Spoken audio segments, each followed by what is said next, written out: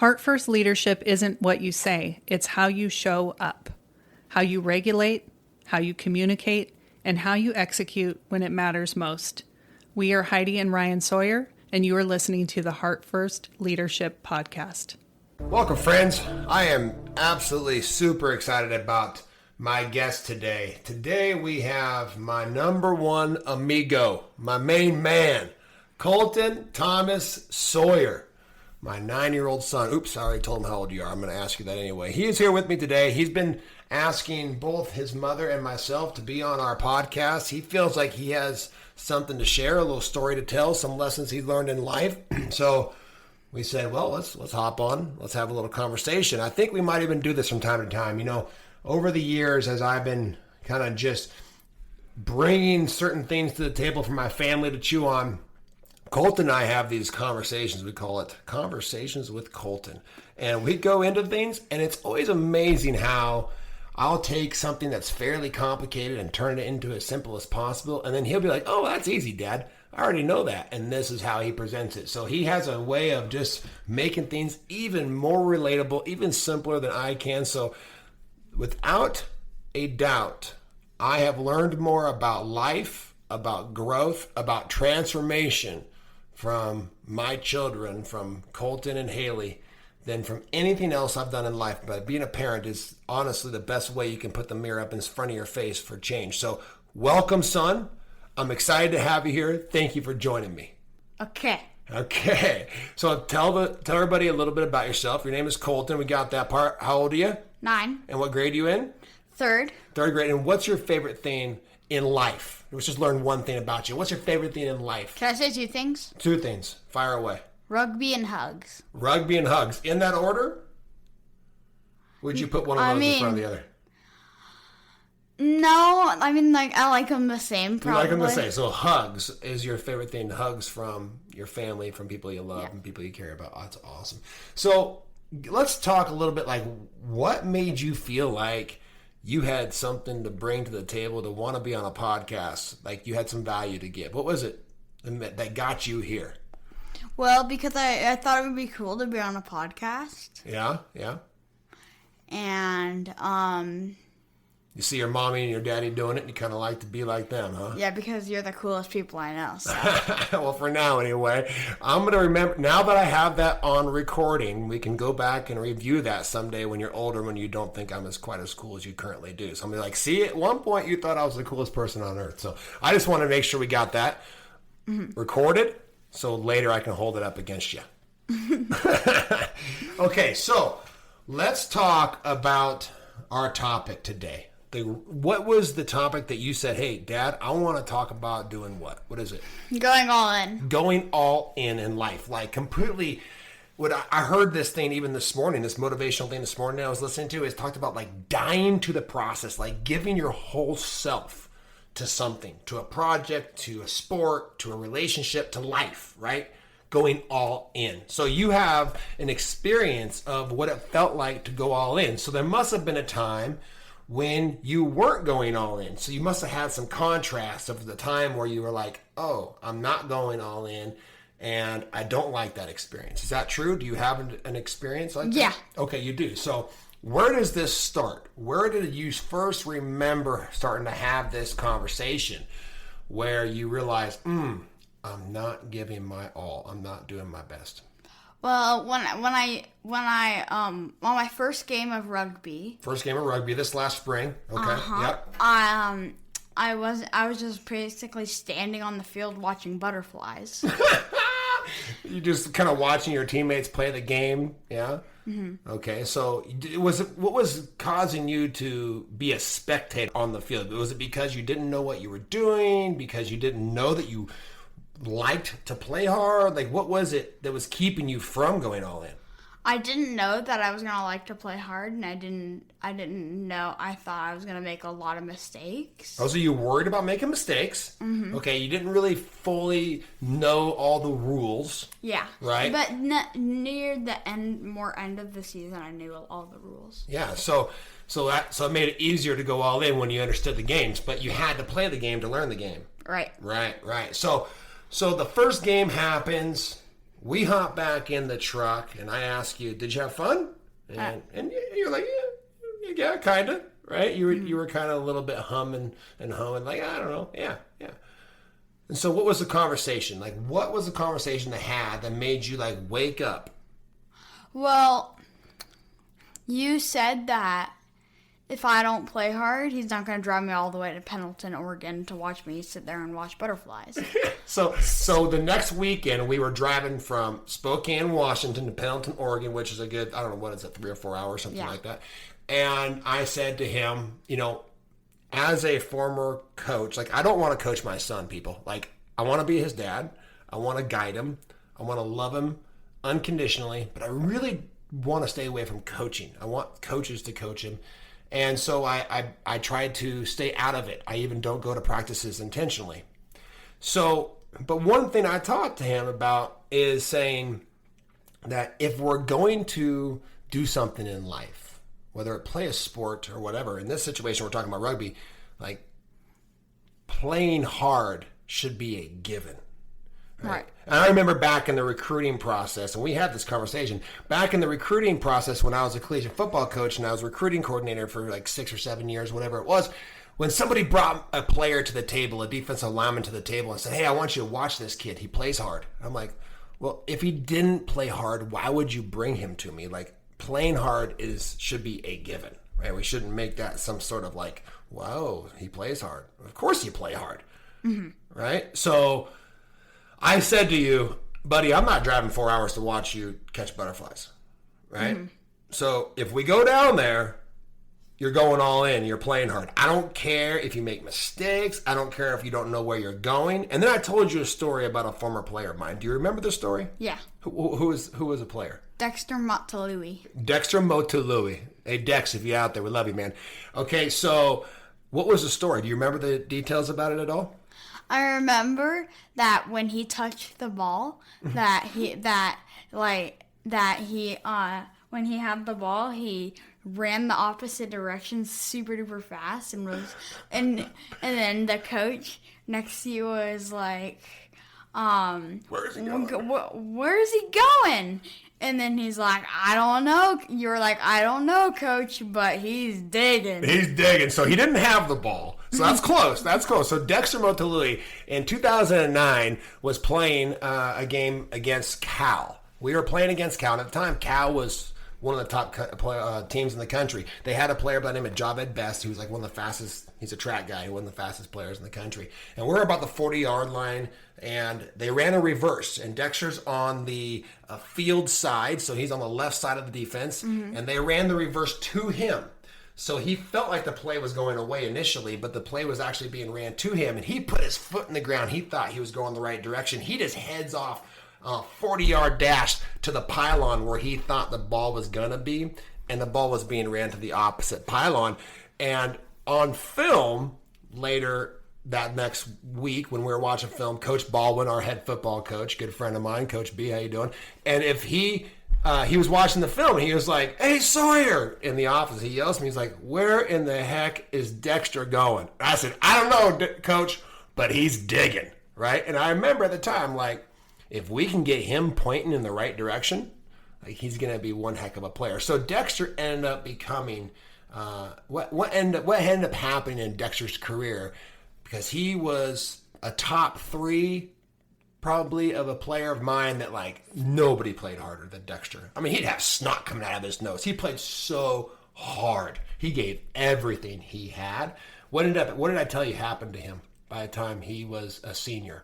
He was one of the most valuable, best players, and voted by his team. Voted by his team. He was voted the MVP of his team on defense, the most valuable player on defense by that. And if you were to look at the player he was as a freshman and told you that he was going to be the most valuable player as a senior, you probably wouldn't have been like, I don't know. That may have been a bit of a stretch just because of some of his kind of game awareness, right? But he never let up.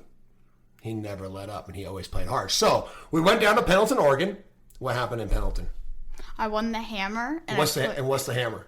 For making the most tackles and being the most physical and playing really hard. And playing the hardest, being the most physical, kind of going all in, yeah? Mm-hmm. And so what was your experience when we hopped back in the truck to head home from Pendleton, Oregon? And I asked you, did you have fun? I was like, yeah. And you had super fun. You fell in love with the game, right? And you weren't in love with it before that. No. Okay, so now we go a few weeks later, and we had a report back from school. We got a phone call from a teacher, actually.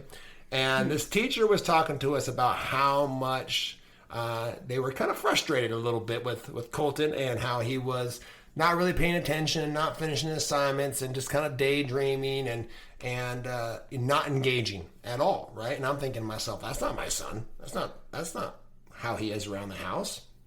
And so we had a conversation. What was the conversation? The conversation was that if I didn't go all in at school, then I would lose rugby. Okay. And so but we also talked about, now you have the experience. Do you remember what happened when you went all in rugby, what happened, right? Mm-hmm. Could you imagine if you put that same effort into school, what may happen, right? And I also used this, we had this conversation about, we have rights and we have privileges. And as a human being, you have certain rights, right? But rugby was a privilege. And as your father, I can take away privileges and I can give you privileges, right? Like going to get an ice cream. It's not your right to have ice cream. That's a privilege, right? Getting to play rugby on this team. That's a privilege. That's something you get to do because you're doing the things that you're taking care of business, right? You're taking care of how you're treating people. You're doing well in school, all these things. So we could easily say, hey, listen, if you don't give that same effort, if you don't go all in school, we're going to pull rugby, right? Which initially made you feel how? Very bad. Very bad. Overwhelmed is what you used? You used the word overwhelmed? Yeah, so you went to school that next day, and what happened? I was so, so caught up in losing rugby that I couldn't do any work at all. And so then I went to go talk to one of the people at the office, and they helped me talk to Miss Stevens, and I talked to them. Miss Stevens is your teacher? Yeah. And so then I was able to get caught up on all my work and do better in school.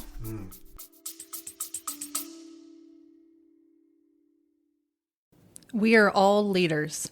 If you're ready to stop waiting and start impacting your environment in a powerful way, we want to connect with you. Click the Book Now link in the show notes to book a call with a Heart First coach and discover what Heart First leadership can look like in your life and in your environment. Now back to the show. Okay, so you got caught up in work, in school, and you kind of felt better about yourself a little bit because you were caught up, right? So eventually, did you go all in school? Yeah. Okay. Now, before we talk about this, what was your experience before you went all in school? Like when you're getting ready for school in the morning and everything else, what was your experience before you went all in school? My experience was I didn't have fun at school at all. When I went there, I just didn't I didn't like it there, and I didn't like learning because I wasn't going all in. And even going getting ready for school, was it kind of a drag? Come on, Colton, get your backpack.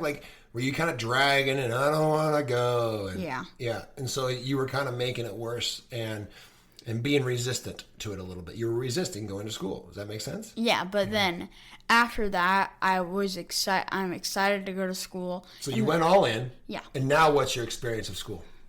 And it's amazing, and I like learning and all that stuff. And even from then, right now I have my backpack ready, and it's 2 hours before school. So now you're ready to go. To the point where I'm like, Colton, there's an hour until school starts, or even 2 hours until school starts, and he's got his shoes tied, he's got his backpack, he's got his lunch pail in his backpack. What's that Adam Sandler? I got my shoes tied tight and my lunch pack My lunch packed up, my shoes tied tight. I hope I don't get in a fight. Remember that song we used to sing? Anyway, sidetrack. So you are like, let's go. Is it time to go yet? Like, I want to be first in line. I want to get there. And not just for recess and for friends. Those things were fun too, but those were the only things that you even halfway liked about school before. Now you actually like learning. So just yesterday, we hopped in the truck. I picked you up from school right here. This is the last week of school. This week, you got 2 more days. You got field day today, and I don't know what tomorrow it brings, but it's like a half day. You're only there for like 2 hours. So what was the note that we just got? It's in Mom's office. I know, but can you just tell me what it was? Yeah, it was from one of the student teacher, Mr. Walls, and he's done it twice, and he gave me the note that said, I don't even remember what it said. Well, how to make you feel? Very good. Yeah, so it gave you just an awareness about how well you're doing, how hard you're working, how you stick with everything, and how you complete everything because you're going all in. Yeah, and it also said that when I put my mind to something, I'm unstoppable. So that's exactly what it says. I was hoping you remember that. Colton, when you put your mind to something, you are unstoppable. Unstoppable. And then it said, I hope we take that to 4th grade. Hope you take that to 4th grade and the rest of your life. Putting your mind to things, going all in. So what'd you learn? What'd you learn in this process of going through rugby, going all in, winning the hammer, being recognized before your efforts, then recognizing how you weren't going all in school, didn't want rugby to get taken away, so you started to go all in school. Next thing you know, you love school, you love learning. You even enjoy your teacher more, who before you kind of were like, because you weren't going all in. It wasn't her fault. It was you. Like, what was the real problem? Was it the system? Was it the school? Was it the friends? Was it the teacher? It was just me. It was just you. You were the problem, right? You fixed you. You fixed your mindset. You fixed your attitude, went all in, and now you love it. All right, so what'd you learn about life? I learned that when you go all in, you see the good in things and you have more fun.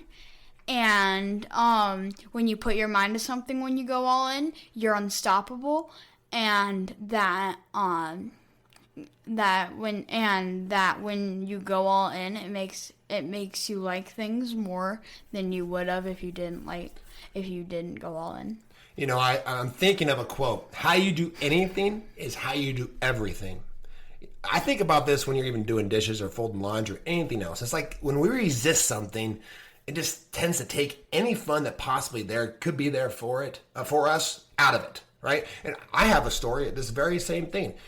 You know, I have a residential painting company, right? And years ago, I was completely in it. I was the only one moving ladders, right? I had employees coming and going, and now I have a team. You know, we're up to 6 employees and a couple of crews running out there and those type of things. But there was a time when I was immersed in it. I was doing the sales. I was writing the estimates. I was doing all the work myself, cleaning all the equipment, pulling all the trailer, doing every single component of it. And in all reality, there was this nagging mindset that was like, I don't want to do this. And so I got up every day kind of resisting it a little bit and kind of had to pull myself through it and drag myself through the mud. And there was a day happened. I remember I was driving down I-90 going from Spokane towards Liberty Lake, and it was early in the morning, and I'm talking to my friend Connor Craig, and I had this shift. And I said, I'm just going to go all in. I'm just going to give it everything I got. And in that moment, it was somewhere around the May, June-ish, about 4 years ago, everything shifted. I started to have fun. I started to find the gift. The company began to grow. Because of my mindset, I then attracted the right employees. It grew. It became more profitable. I was able to step out of it. Now here we are, right? So life changed because of my mindset, because of my mentality and the effort that I gave it, right? So what would you tell somebody out there, maybe they're in a situation, a job or role or relationship where it's not the way they would desire it to be. They aren't experiencing life the way they really want to. They're kind of resisting it. What would you tell them to say? Maybe if they did this, they would have a different experience. Okay, maybe if they gave whatever the thing that they're doing, that they gave it all their effort, and if they tried to see the good in everything. And if they did those things, they would be happier with it, and then it would be the way that they expected it. The way they desire it to be. Yeah.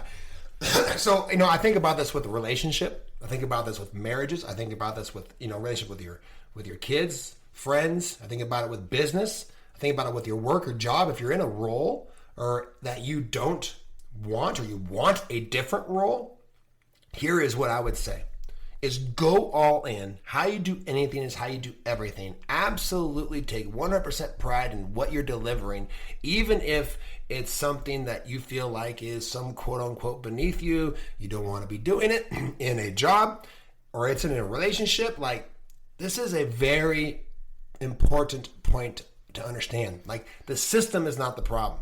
Like, we are the problem, right? When we go all in, then we enjoy the process and we change our own life. We change the world. If all of us went all in, what do you think would be possible? If every single person out there on the face of the planet said, I'm going to go all in life, no matter where I am. Like, I'm going to own my role, whatever role that is, whether it's on a sports team, whether I'm a coach, whether I'm in a corporation, a business, whatever it is, but I'm going to take my role and I'm going to deliver. I'm going to go all in. I'm going to put my whole self into the process. What do you think would happen in this world? If everybody in the whole world did that. Yeah. Went all in. I don't know. You think it'd be good? It would definitely be good. Things would change for the better? Yeah, things would change for the better. Maybe some people would be nicer to other people. Think people would be happier? Yeah, people would be happier. I think they would find the gift in whatever situation they're currently in. Therefore, they'd be able to move to the next. Yeah. And this is, I think, the point of my story and your story. They're 100% the same, right? Is I was not going to find what I needed to learn. I was not going to find the good in it. I was not going to find the gift that was able for me to move to the next chapter of my life. If I continued to resist the painting company, I bet you every single dime that I have to my name that I would still be carrying ladders, which is fine. There's nothing wrong with it. I love painting. I love my guys. I love the business. But it's not what my burning desire to really do with my life, right? And so I don't think that I would be here doing this now, this current business, and coaching and podcasting and speaking and writing and doing the things that I'm doing, content creating, if I would have continued to resist a painting company all those years ago, right? Mm-hmm. So it's like, what are you keeping yourself from? What experience are you keeping yourself from? What growth are you keeping yourself from? And what is the next experience that you're keeping yourself from that will then will extract the gift that you have within you, that will then lead you to your passions, that will lead you to your purpose and lead you to a meaningful life where you find balance, you find happiness. Yeah, does that make sense? And another thing about if everybody in the whole face of the planet went all in, like people that bully people sometimes would be happier and more proud of themselves because they've been going all in, then they wouldn't, and then less people would be bullied because more people would be happy because they'd be going all in like whatever sport they play. Or whatever they're doing. Yeah, they don't even have to be an athlete, right? Whatever it is. So they can. So what I'm hearing you say, less bullies. You think that bullies bully other people because they're not happy with themselves. Yeah. And if they were to go all in whatever circumstance of life that they're currently in and focus on themselves, they would then no longer bully other people because they'd be happy with themselves. Yeah. That is profound, son. And this is why we have conversations with Colton. Is there anything else? This is only the first time we're doing this, but I believe this is going to be a hit, and I believe we should do it again. What do you think? You want to do this again? Yeah. We'll come up with another topic? Yeah. Is this kind of fun? Did you learn something doing this podcast? Mm-hmm. What'd you learn? I learned that, I don't know what I learned. We'll talk about that later. Okay. Is there anything else you want to share? No. No? Okay. Oh, wait, no, I got one more. Yeah, go for it. And if people like the people that hunt to put meat in the stores, if they went all in on everything they do, maybe they would show respect for the animal when they killed it instead of just like shot it and then put it in their backpack. Now, so you understand the point that we've talked about before, like we only take what we need, and it breaks your heart a little bit when people just kill for joy. Like whether that be, or if they just like kill a deer for the animal, for the antlers, right. and like show no respect for it. Right. You very much so respect nature, respect all sentient beings, and you want everybody to be shown the same respect, no matter where they are, who they are, or where they come from. Yeah. Yeah. We all deserve the same amount of respect, don't we? Yeah, so that's why we work on ourselves to be able to make sure we love ourselves enough where we can show everybody else respect and compassion and empathy, right, that they deserve. Yeah. So maybe that's be our next topic. Thank you for joining me, Colton. I appreciate it. Thank you for listening. Remember, leaders go first, alignment matters, and the environment that you create is the legacy you'll leave. We'll see you on the next episode.